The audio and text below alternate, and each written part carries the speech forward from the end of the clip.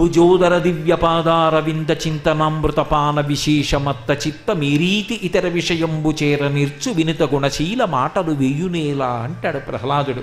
ఆ మందార మకరంద పానం చేస్తున్న వాడికి ఎంత సంతోషమో, ఎంత తృప్తో. కాబట్టి ఈ పాదములను చూడండి. కలియుగంలో ఈ పాదములను ఎవరు చూశారో వాళ్ళకి భవాంబోధి కటిదగ్నమగునటంచు, సంసార సముద్రం నడుం వరకే వస్తుంది, నన్ను నమ్మండి అని ముద్ర పట్టాడు. ఏమివ్వాలి ఆయనకి?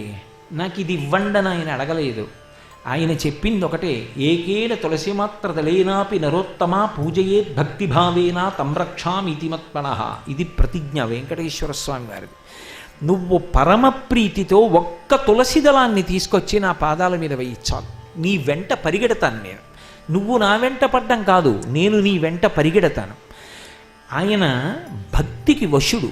అందుకే శంకరుడు శివానందలహరి చేస్తూ అంటారు, వటుర్వా గేహీవా యతిరిపి జటీవా తదితరో నరోవా యక్కశ్చిద్భవతు భవకింతేన భవతి యదీయం హృత్పత్నం యది భవదధీనం పశుపతే తదీయస్త్వం శంభో భవసి భవభారంచ వహసి అంటారు. నువ్వు నీ హృదయమనేటటువంటి పద్మాన్ని ఆయన పాదముల మీద పెట్టాలి తప్ప భవసి భవభారంచ వహసి, ఆయన నీ భారం వహించడానికి ఎప్పుడూ సిద్ధంగా ఉంటాడు. ఆయన ప్రతిజ్ఞ చేశాడు, ఎవడు నాకు భక్తుడయ్యున్నాడో వాణ్ణి నేను రక్షించడం వాడి కోసం కాదు, నా కోసం. వాడు నా కొరకు రక్షింపవలయువాడు అన్నాడు. ఎందుకంటే నన్ను నమ్ముకున్న ఆ భక్తుడిని నేను రక్షించనప్పుడు నేనున్నా మాట ఇక లోకం నమ్మదు. వాణ్ణి రక్షించడం వాడి కోసం కాదు, నేనున్నానని నిరూపించుకోవడానికి నా కోసం అన్నాడు. అంతటి ఉదారుడు, వెంటపడి రక్షిస్తాడు. అందుకే ఎక్కడ ఉండి పిలవండి పలుకుతాడు. వెంకటాచల మహాత్మ్యము అని ఒక అద్భుతమైనటువంటి గ్రంథాన్ని రచించింది తల్లి తరిగొండ వెంగమాంబ గారు. వెంకటేశ్వర స్వామి అనుగ్రహంతో ఆవిడ ఏది రచన చేసినా ప్రతిరోజు రాత్రి ఊయల ఊగుతూ ఆవిడ రచన చేసిన పద్యాలు చెప్తుంటే వెంకటేశ్వర స్వామి చెక్కిట చేయి చేర్చి వింటూ ఉండేవారు. అందులో ఆవిడ రహస్యం చెప్పింది. పద్మావతీ పరిణయం అయిపోయిన తరువాత లక్ష్మీదేవి వెంకటేశ్వరుణ్ణి వచ్చేమంది వైకుంఠానికి. అందుకు శ్రీ వైకుంఠ విరక్తాయ స్వామి పుష్కరిణీతటే రమజా రమమానాయ వెంకటేశాయ మంగళం. ఆయన అన్నాడు, లక్ష్మీ నేను వచ్చేయచ్చు, కానీ ఇక్కడ ఒక లక్షణం ఉంది, ఇది కలియుగం. కలియుగంబున ప్రజలు సమస్త పాపకర్మంబులనరించి ఆపదలు కలుగగా అప్పుడు నన్ను స్మరించి మోరలెత్తి పలు విధంబుల నన్ను పేర్కొనుచు ప్రార్థనలు చేయు సమయమంబునందు వాళ్ళు ఎన్నో పాపకర్మలు చేసేస్తూ ఉంటారు. కలిపురుషుడి యొక్క ఉద్ధతి చేత మనసు నిలబడదు, తప్పులు చేస్తారు. ఆ పాపాలు అనుభవంలోకి వస్తాయి, అవి రోగం కింద వస్తాయి.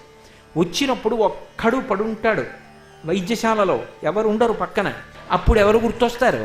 ఒంట్లో ఓపికన్న నాళ్ళు గుర్తొచ్చాడా, గుర్తు రాలేదా వదిలేయండి. అప్పుడు ఆయన గుర్తొస్తాడు. స్వామి స్వామి నన్ను ఆదుకో స్వామి, ఏడుకొండలవాడా వెంకటరమణ ఆపద మొక్కులవాడా అనాథరక్షక, నీ దగ్గరికి వచ్చి నిలువుదోపిడి ఇస్తానంటాడు. ఆయన అన్నాడు లక్ష్మీదేవితో, ఒక పక్క కలిపురుషుడు బాధ పెట్టాడా, పాపం ఆ కలిపురుషుడు యొక్క వ్యగ్రత వల్ల పాపాలు చేసేసాడా, ఆ పాపాలు రోగంగా వచ్చి పొటమరించినప్పుడు నన్ను నమ్మి పిలిచాడా, గోవిందా కాపాడన్నాడా, నేను కూడా ఉండకుండా వైకుంఠానికి వెళ్ళిపోతే ఇక వాడిని రక్షించేవాడెవరు? అందుకే లక్ష్మి కలియుగంలో ఏం చేస్తానో తెలుసా?